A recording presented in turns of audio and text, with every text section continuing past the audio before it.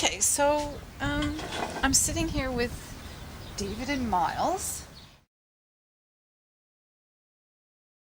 Okay. We work for a company called React Acting for Business, and we're a drama-based training company, which means that we use techniques and methodologies from drama to give people experience of actually doing stuff, practicing stuff, as well as just learning or reading about subject matters. We bring things to life, and we do that by using professional actors who are trained up in the world of business and things like giving constructive feedback and coaching skills, etc. And as I say, yes, give people an experience. Acting quite a long time. It's interesting because I had an acting career, then I took a pause and just did some straight training and then combined the two a bit later. But my acting career was about 15 years, working in front of audiences from small, intimate audiences to sort of 1,500, 2,000 people, or those sort of size audience. So very variable.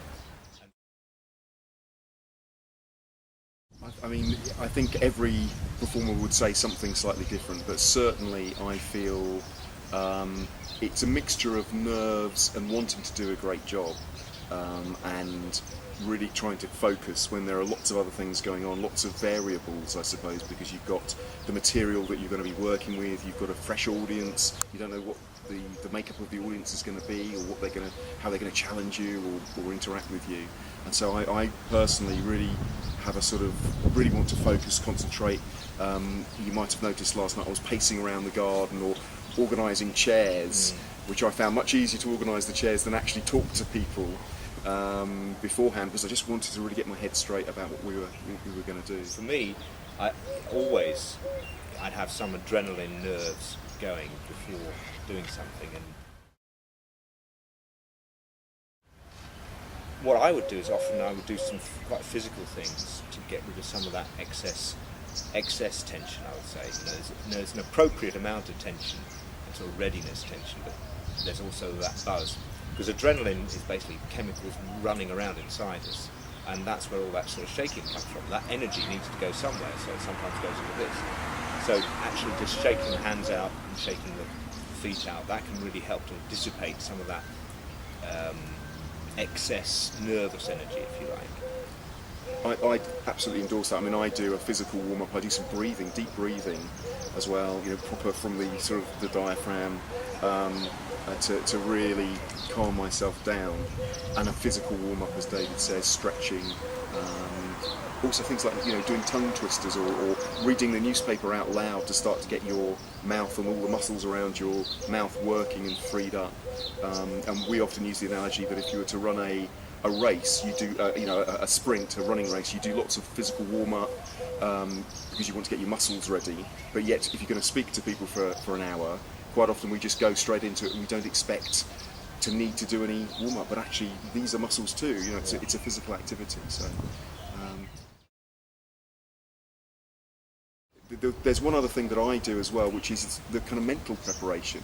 So although I'm nervous, what I'll do is I suppose get in the zone. It's almost a little bit like method acting, where you would key into an emotion. So if you want to feel sad, you think back to a moment in your life where you were actually sad, and kind of key into how that really feels, and then you bring that feeling to the part you're playing.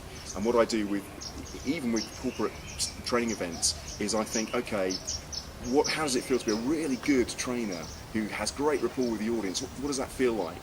And I just absolutely put myself in that mindset, and that really works for me. Yeah, I mean, building on that sort of mindset thing, for me the thing is purpose. What's my purpose here? And that helps me to focus on something I know about, as opposed to all the unknowns, how the audience is going to respond, what maybe if I'm working with someone else, how they're going to respond, what's going to come up. All that's fairly unknown, so it's kind of planned improvisation. But what I do know is my purpose, where I want to get to. So that really helps me to focus, and particularly my purpose for the people out in the audience or in the training seats, if you like. Where do I want them to be at the end of the presentation, whatever it is? What do I really want for them?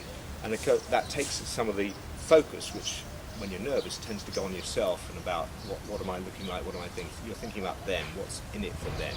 The other thing actually I was going to mention is that the physiological effects of stress or that sort of nervousness dehydrate us. Typical adrenaline things, all the blood drains out of the brain and out of any area that's not needed to fight or flight, as they say. So a little bit of water helps, because we often get very dry mouth and all that sort of stuff, so that helps.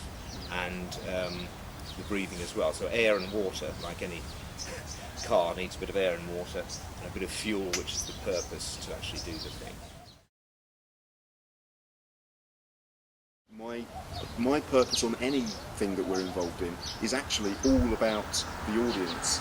So, and this is an interesting thing I think for me, and I sometimes would say this to people who are nervous about performing or presenting or briefing their team or whatever, which is that actually ultimately it's not about you, it's not about how good I am or how good I look or whether I'm standing in the right way. It's really about the audience or the participants that I'm with and the message that I'm giving and the help that I'm giving to them. So really I'm the least important person, and again that's worth having in mind actually when you're preparing and getting ready, and that it's really not about you, it's actually about them. The only thing I would say is, you said overcoming nerves. I think really, you can never really overcome them, but you can manage them, and in fact you can channel that sort of nervous energy into some sort of more charismatic energy, if you like.